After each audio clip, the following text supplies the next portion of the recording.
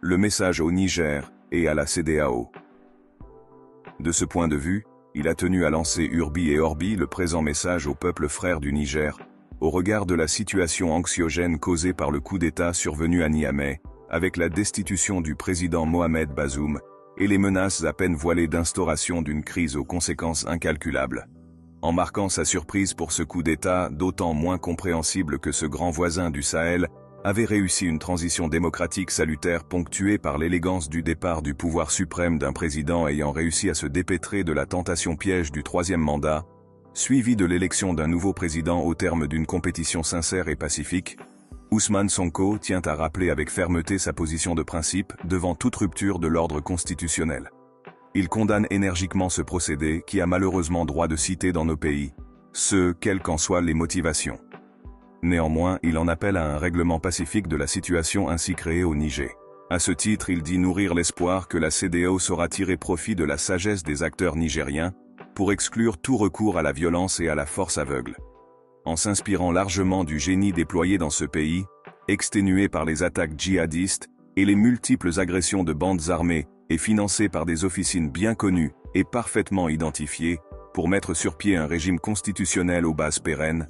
la CEDEAO est en tout état de cause, mise au devant de son devoir de faire en sorte d'éviter d'entraîner toute la région dans un embrasement susceptible de générer des conséquences incalculables.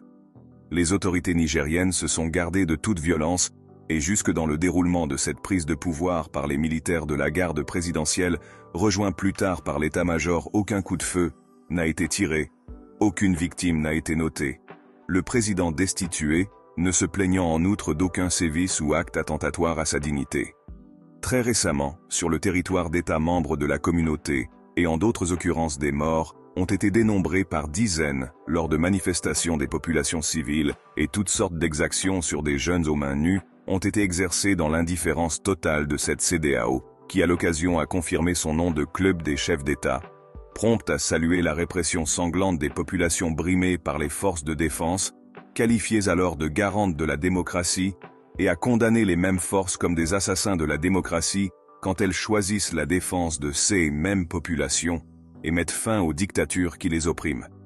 M. Sonko estime opportun de mettre en garde solennellement la CEDEAO à renoncer à l'usage de la force dans cette situation créée au Niger, dans laquelle tout le monde est convaincu qu'elle ne joue tout au plus qu'un rôle peu glorieux de force supplétive, pour des intérêts parfaitement identifiés. Le peuple frère nigérien, peuple pacifique s'il en est, connu et réputé pour sa légendaire diplomatie de bon voisinage basée sur une cohabitation pacifique avec tous les peuples africains,